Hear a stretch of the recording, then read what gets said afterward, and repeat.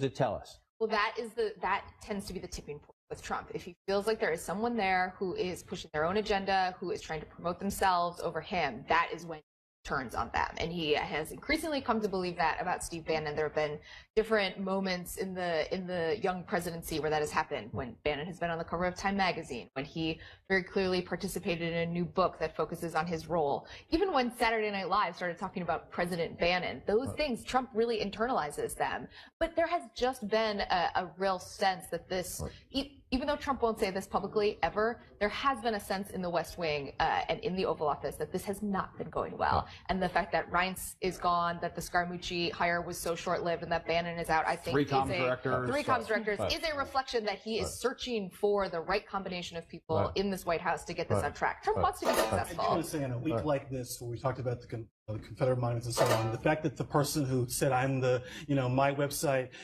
where the alt-right started. The fact that he, the fact that he was in the White House, so such a big sign to a lot of people about what Donald Trump would be like. And even if Donald Trump is going to continue to be a nationalist and so on, the fact that Steve Bannon, who a lot of people viewed as, in terms of white supremacy and so on, whatever his actual views are, is leaving this particular week is an important story and does suggest whatever Donald Trump says, he may have conceded to the liberals slightly here by having Bannon leave. And again, this is the president who, as a candidate, that I hire the best people. I'm a businessman. I'm going to run Washington like a business. He's now turned to chief of staff. He's turned as chief strategist. He's turned 3 communications director. He has not one single big legislative achievement. The only big piece of legislation he has signed is the Russia sanctions bill he despises. What does this tell us? I don't say it to be flippant. I don't say it to be flippant. That's where we are 7 months into this administration. And in the wake of that, absent any great policy successes, we have the week we just lived with the president, I'm sorry, the Trump loyalists may dispute this, but failing the moral character test of what an American president should say after what we saw in Charlottesville. What, if anything, does giving Steve Bannon the door do to the Trump presidency now? I think it's throwing a bone to all of his critics right now in the GOP who are focusing in on Bannon, even though it's not clear that Bannon was the voice whispering in his ear for this entire Charlottesville episode, right? But we have to see what happens next to actually get a verdict on what the significance of this departure is, right? Because Stephen Miller is still there. It's not like all the nationalists are out of the White House. The president has clearly made a stake for himself about where he stands on certain issues that is separate and apart from any of his advisors. And just because one person who had influence goes, does that mean that all of a sudden they start adopting different policy positions or, a different outlook on what they think that the base of the GOP is? Does that mean Trump's ego changes? I mean, there's so many other things. No, this administration is in a rolling crisis, essentially, and it has been for 6 months. I had a colleague who made a rolling crisis that got significantly deeper this week. I would posit, because it's not a policy issue, it's not a Washington issue. He failed an American test. I had a colleague who had a very shrewd observation. He said, this is basically like year 6 or 7 of the Bush administration. Left in year 6 in fact. At the depths of the challenges with Iraq, post-Katrina, for 6 months of the administration. And by the way, it's not just a Katrina or an Iraq. It's one thing after another, week after week. And almost all of them come back to a simple fact that the President of the United States conducts himself in a way that many Americans, including those in his own party, believe is beneath the presidency. And so as I used the term earlier, there's a Trump exhaustion across the town. And it is now inside the Trump administration. And some of his own aides saying they're just exhausted. They can't take this anymore. It's straining their relationships at home and the like. And they have this question. So Steve Bannon gets the door. What does it do? The establishment chief of staff, Reince Priebus, gone. The populist, America First chief strategist, gone. The fear among the quote-unquote conservatives out there, whether it's the Breitbart conservatives or a lot of more mainstream conservatives, have been that then you have a White House with General Kelly, who may bring discipline, but is not a political figure. And then so Jared, Ivanka, Gary Cohn, a Manhattan-centric group of advisors who are Democratic leaning. Some have given money to Hillary Clinton. Many are on the record in the past saying we should have comprehensive immigration reform that legalizes, gives citizenship to the undocumented. What will the conversation... And who care deeply about how they are perceived by elite society, I should add, too. As does President Trump, even though he's often denying about it. But that's an important thing to add, too. They care about the perception of them when they're back in New York. And I think that really matters. I think this sets up Julie, and you know better than I do, but a test here of who will be more influential. That crowd, which is center left, or people around Mike Pence. That's a great point. You know, Mark Short, who is the White House legislative liaison, but really bigger than that in reality, and Nick Ayers, who is the new chief of staff for Pence, and Pence himself. Yep. These are all very traditional conservatives. I just want to say for the record, CNN has now confirmed this, according to 2 administration officials, that Steve Bannon is out as the chief strategist in the Trump White House. Steve Bannon, who came to the president during the general election, not a big figure during the primary campaign, but a big figure as the president shook up his campaign. 1 year ago today. He came in those shakeups 1 year ago today. Jonathan reminds me, sort of the America first, tough trade policy, go after China, not an interventionist on military policy, saying in an interview just this past week, essentially criticizing the president's rhetoric on North Korea, saying that's not true, we don't have a military strategy. Steve Bannon out. The Trump White House in crisis. The question is, where do we go from here? Well, Jonathan makes. Welcome back. The president is under fire, not just from the business community, not just from fellow Republicans, not just from the mother of the Charlottesville victim. His own staff is said to be mad at the president. Members of the cabinet upset they were left standing there when the president launched into his remarks Tuesday at Trump Tower. His daughter is said to be disappointed in the president. His chief of staff described to me as full Irish after the president's Tuesday remarks. Again, but amid all this talk, will some of them go? The Wall Street Journal weighing in today, urging them to stay. Quote, they have no illusions about Mr. Trump's character flaws, the Journal editorial board writes, or if they did, they don't anymore. They are trying to serve their country, but that task gets harder with every reckless Trumpian flight from normal presidential behavior. Every person has to decide how long he or she can serve in good conscience, but we hope the best stay as long as they can for the good of the country. A remarkable editorial in a normally Republican-leaning, Republican-favoring newspaper. Has some issues with the president, especially in recent weeks. But there is this conversation around town. You know, Ivanka was disappointed. Gary Cohn was furious. One of the Jewish members of the cabinet, Steve Mnuchin, being urged by his Yale classmates, get out. It's remarkable, the conversation around town. Let's not tiptoe around it. A lot of Republicans telling their friends who work in the White House, get out before you can't shake the stench. I mean, those are the conversations. Absolutely. Those are the conversations that are going on. And when you talk to some of them, they say, you know, well, I get it, but I have to stay. What's going to happen here? Well, I think the other conversation that's happening from Republicans who are outside the White House is there's no one on the bench who's ready to come in. And that is driving some of the discussion inside the White House. This realization, I mean, they have tried to get a comms director 3 times without having much luck there. There is not a crop of... You're being kind at 3. You're being very kind. There is not a crop of seasoned Republicans who are sitting there saying, I'm ready to step in if these people leave and try to give this a shot. So this is largely the staff that he is going to be stuck with, or he'll be stuck with empty offices if these people leave. But there is this tension right now. I mean, these Republicans know if you stay, you cannot make that, you know, for good of country argument alone. You are going to be tainted by the things that are happening in this administration. So this is a constant balance. But no one I have talked to this week is running for the exits. Most people seem to be pretty committed to staying for the foreseeable future. At the beginning of the week, one of the conversations was that Steve Bannon was on the outs. And now if you listen to the president this week, especially his talk about don't tear down the monuments, we'll get to more of that later in the program. But if you listen to the president's response, lashing out at the alt-left, in that Tuesday press conference, which is what caused a lot of the trouble, you would have to argue from a communications standpoint, Steve Bannon is ascendant. Is the talk, and it continues today, that he is short for his job as chief strategist? Real or not? Well, I mean, these people are more closely tuned into the White House than I am. But in general, it's funny that, you know, clearly the aura of Steve Bannon is so palpable in everything Trump's been saying in the last few days. And then you have Steve Bannon talking to the American prospect and saying, oh, that's just all to make Democrats, you know, confused and distracted so we can do these, you know, aggressive economic moves with China and other places like that. So Trump wouldn't actually, you know, wouldn't firmly say Steve Bannon has my full support in that Tuesday press conference, which leaves the question open the way he's done with many members of his administration. He likes to be the guy in charge who can make a decision at a moment's notice, however he chooses to. And at that Tuesday press conference, I think we have the photos here. You mentioned Gary Cohn, the awkwardness or the weirdness of a White House putting out a statement essentially saying he's not leaving. That's strange. It tells you about the defensive environment. You see right there, Steve Mnuchin and Gary Cohn literally inches, a couple feet away from the president as he goes through this. And they were all said to be surprised by this, although the president clearly planned it. He had his Saturday statement in his pocket. He pulled it out. He wanted to defend it. But these remarks, and again, the president says this isn't fair, but the criticism has been that he essentially drew a moral equation between the counter-demonstrators there to protest the neo-Nazis, the white supremacists, and the KKK, and those hate groups. and you've seen the Republican Jewish Coalition, others lash back. Why, I guess my question is, if you're the leader and you decide you want to do this, that's the president's right. But why have your team standing there when you do it? It was a very strange to have them standing there, particularly like Elaine Chao is in the picture. I mean, there's advisors, I'm sure she didn't want to be in that spot right there. I do want to say, I don't want to fully absolve.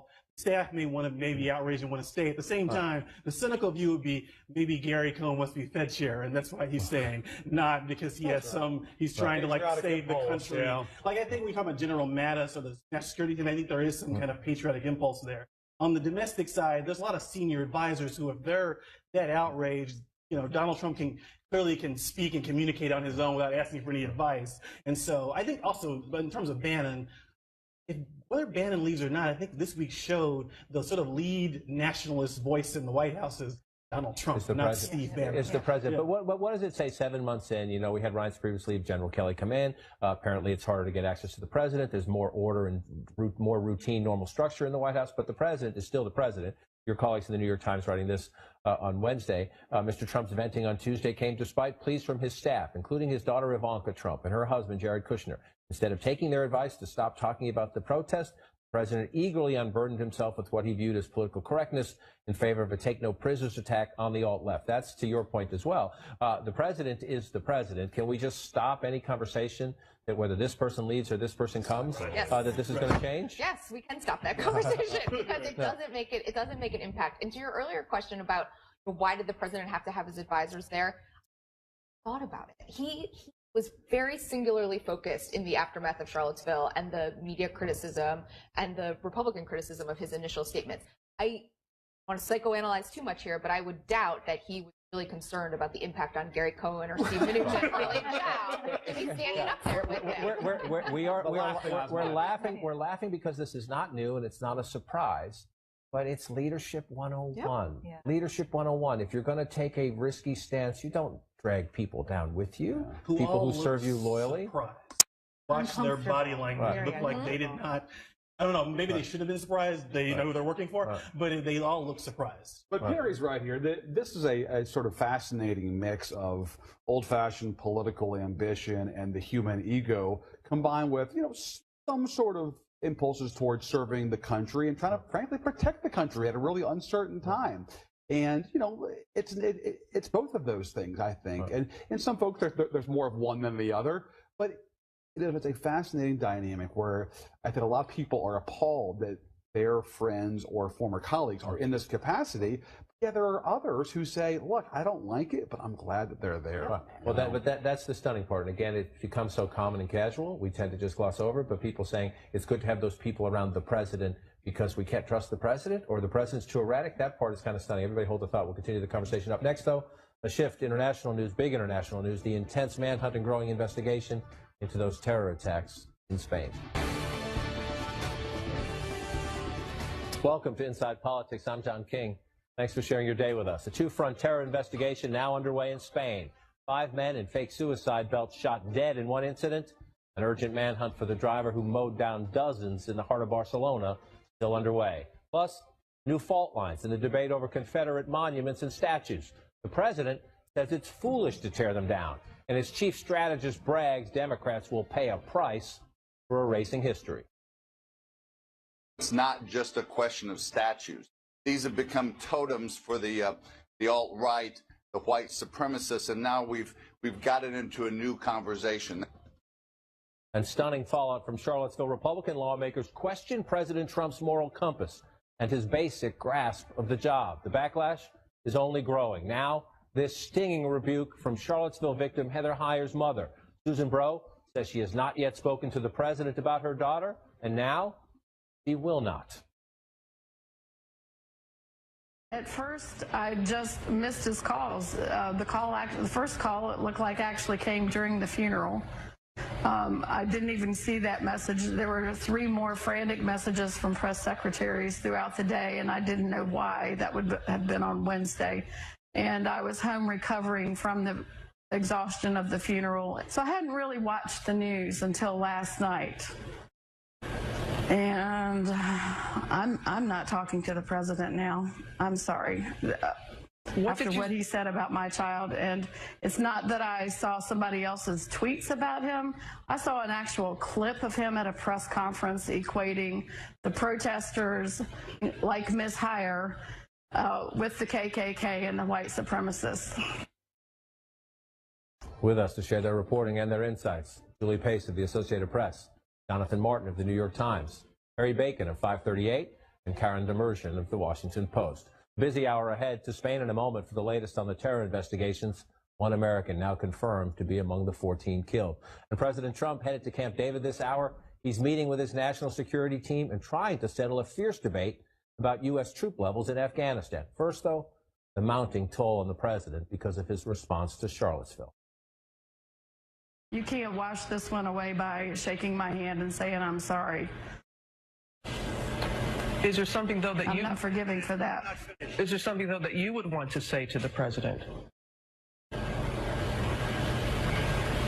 Think before you speak. Heather Heyer's mother there, emotional comments from her. Here, just a partial list to help take stock of this week's dramatic fallout. Several White House policy councils disbanded after CEOs rushed to quit so their brand wouldn't be attached to the president's. Several other major organizations, the American Cancer Society among them, announced they will no longer stage big events at the president's Mar-a-Lago resort. 2012 presidential nominee for the Republicans, Mitt Romney, today said this of the president: what he communicated caused racists to rejoice, minorities to weep, and the vast heart of America to mourn. Earlier in the week, Presidents George H.W. Bush and George W. Bush issued a rare joint statement, making clear, in their view, President Trump failed this test. America must always reject racial bigotry, anti-Semitism, and hatred in all forms. The Republican Jewish Coalition rebuked the president, as did the only African-American Republican senator. Tim Scott of South Carolina says the president's angry Tuesday remarks about Charlottesville are, quote, indefensible, and that Mr. Trump's, quote, moral authority is compromised. And there's this from Senator Bob Corker of Tennessee, the Republican chairman of the Foreign Relations Committee. The president has not yet been able to demonstrate the stability nor some of the competence that he needs to demonstrate in order to be successful. He also recently has not demonstrated that he understands the character of this nation.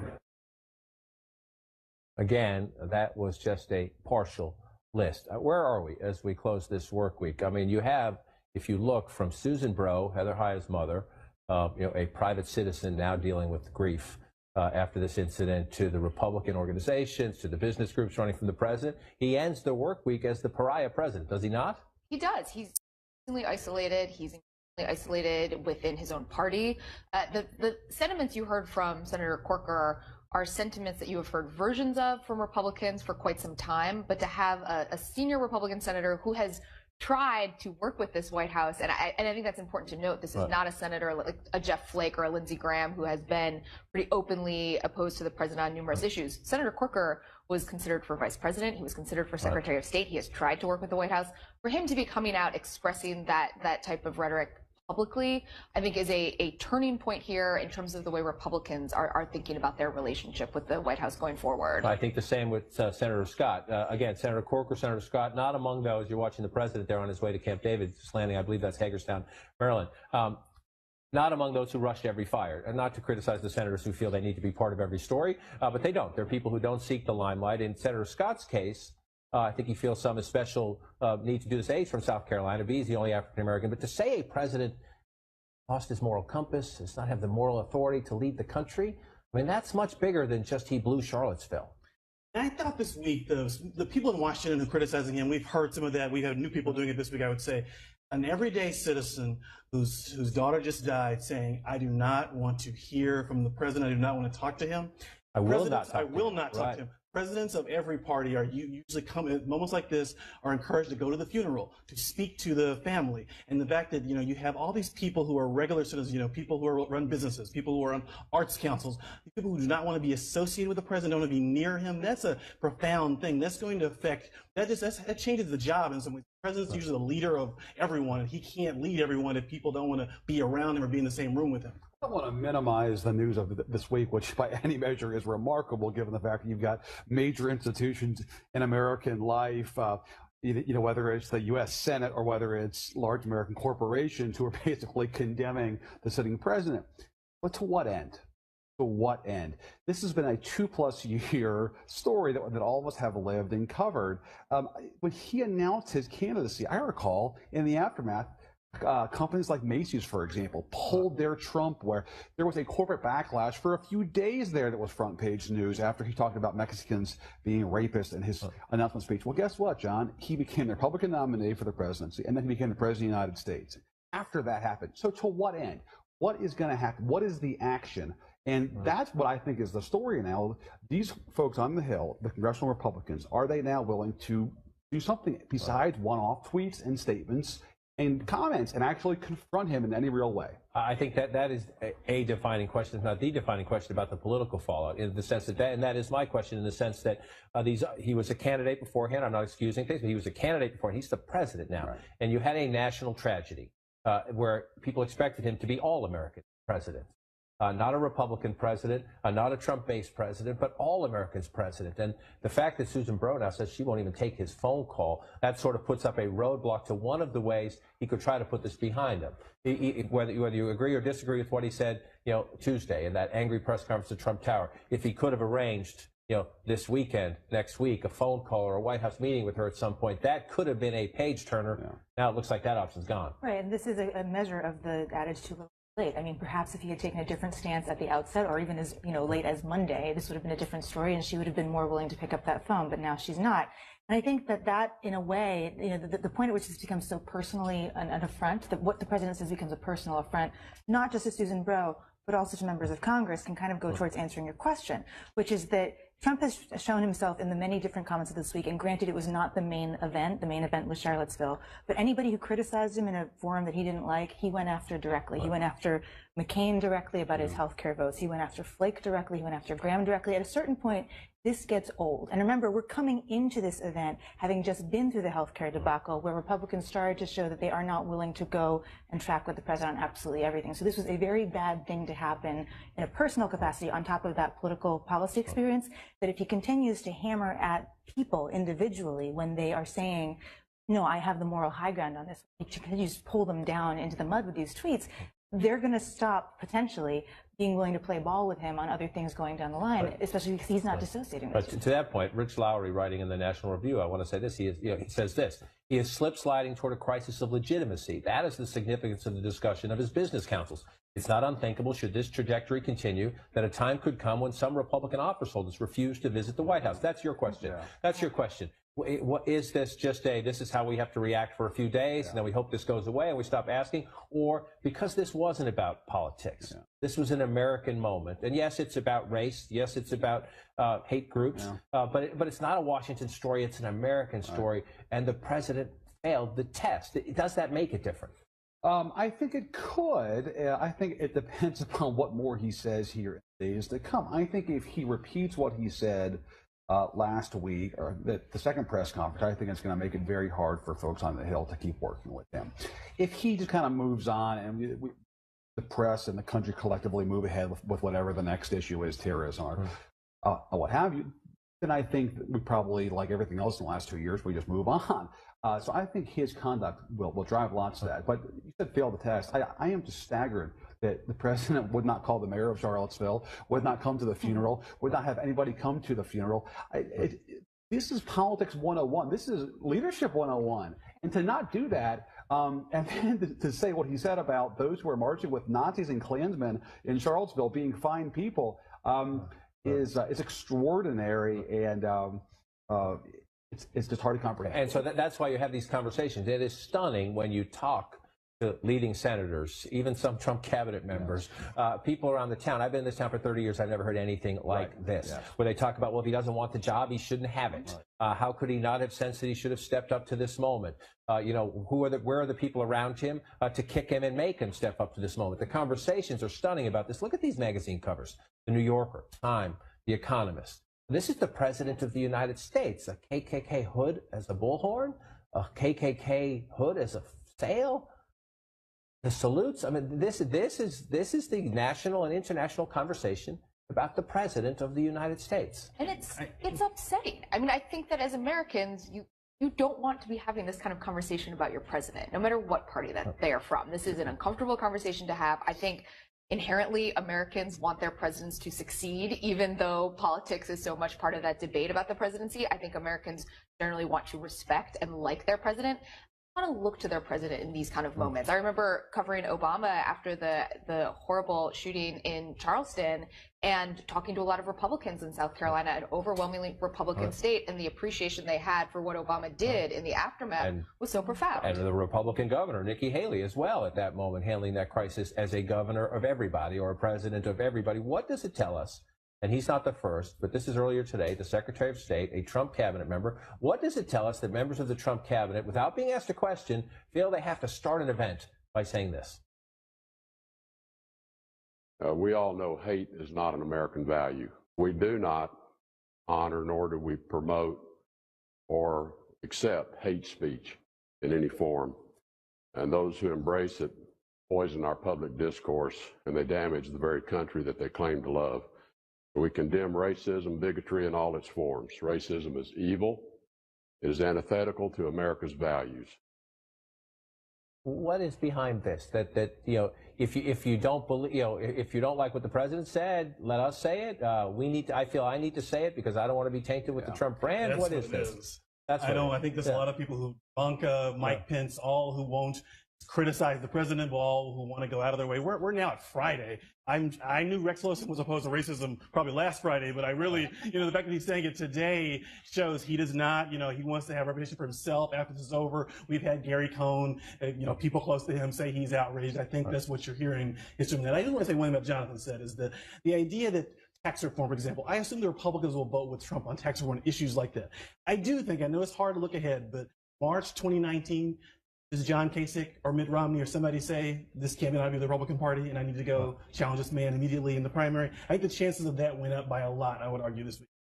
Excellent point. You had something you want to say? I was just going to say that, as much as I agree that it is everybody kind of saving their own neck in saying these.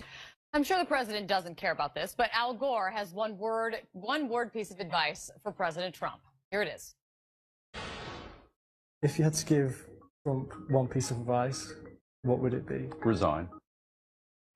Former vice president promoting his new film, An Inconvenient Sequel, and he says he had hoped that President Trump would change his views on climate change, but that has not happened.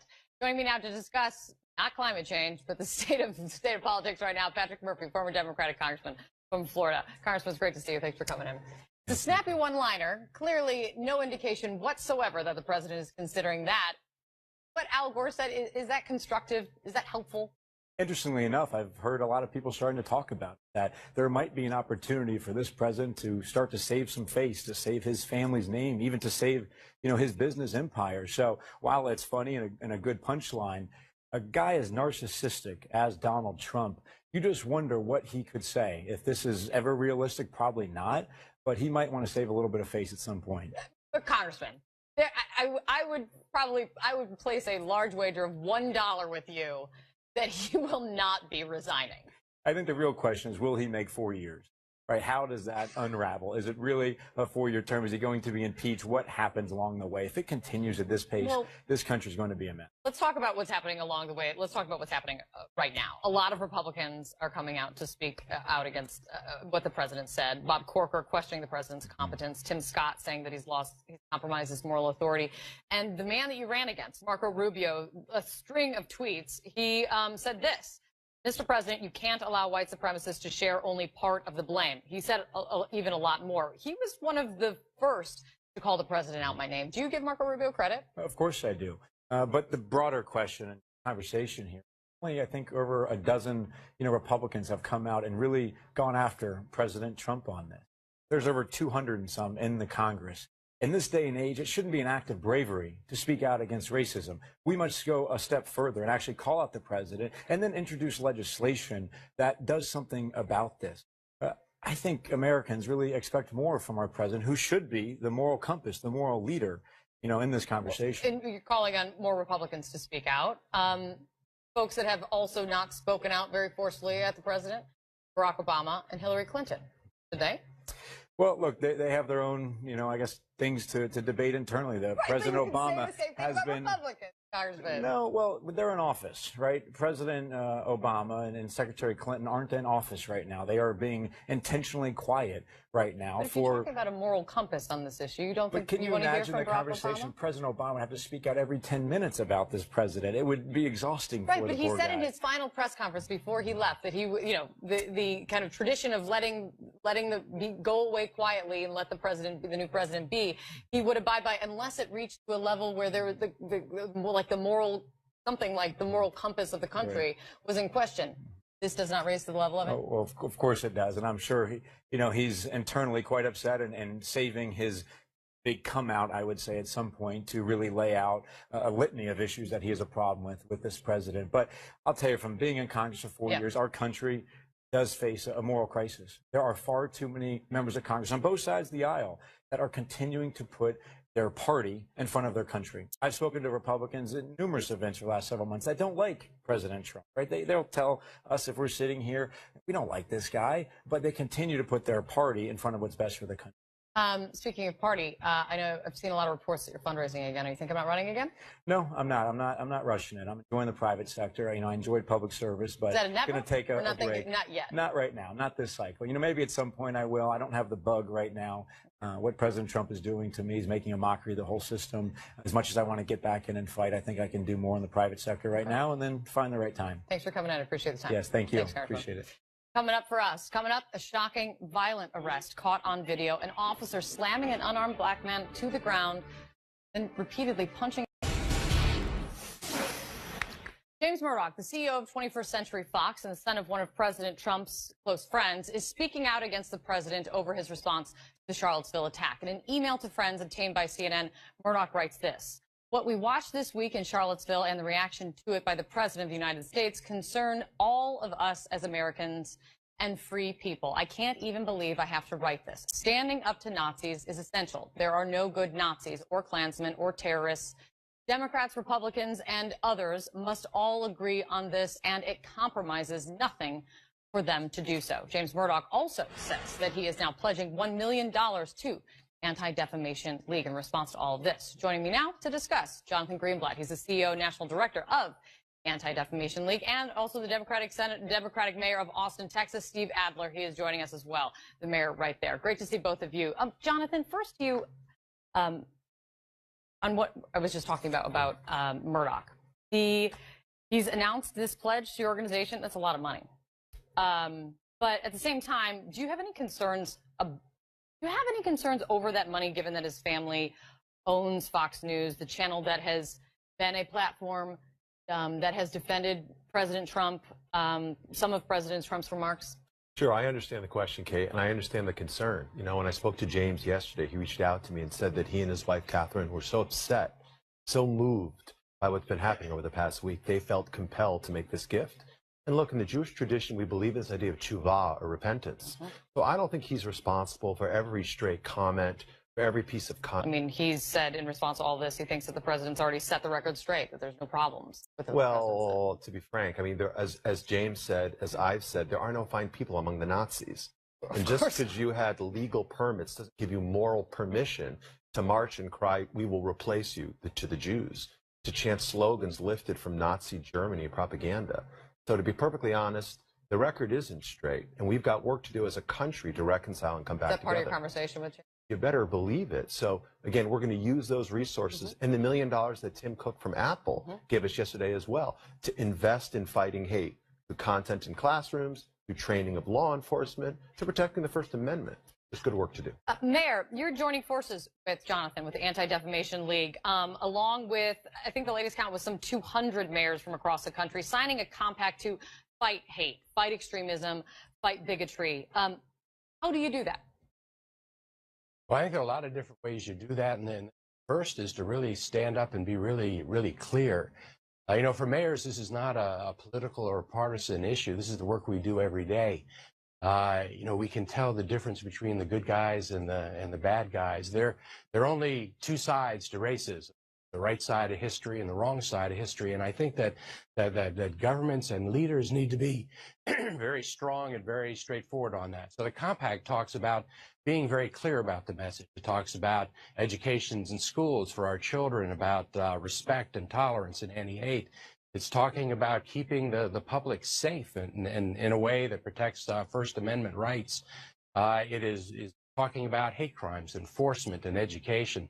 There are a lot of really specific steps that mayors are taking every day in cities because, again, this is just about public safety. This is not a partisan political issue. The almost 250 mayors that are signing up are from all political parties. In fact, most mayors don't even run in partisan elections. That's I right. don't. So it's being very clear about the message. Jonathan, it's been 3 days now since the president's press conference where he made the latest remarks. He's not backing down. There have also now been public calls specifically for the Jewish members of the president's inner circle and his cabinet to speak out or resign. Do you think they should? What do you think of those calls? Well, look, I think people have to follow their conscience. Yeah. I know what I would do. Frankly, I know what we're doing because we're not going to wait. What would you do? Well, we're pushing forward on the fight against hate. If I were working for the president, I would have to speak my mind and speak to my principles. You can influence things in front of the camera or also behind the scenes. Let's realize that I'm sure there's a lot of pressure being put. But with that said, we're not going to wait for the White House. So we're working with mayors. And you can see this new pledge at mayorscompact.org. And we're working with the business community. You know, we've seen Google and GoDaddy and other companies take steps this week. We can't wait for the president to somehow, some way, find moral leadership when he seems to be so lacking. What kind of sparked part of this conversation, Mayor, has come to your city.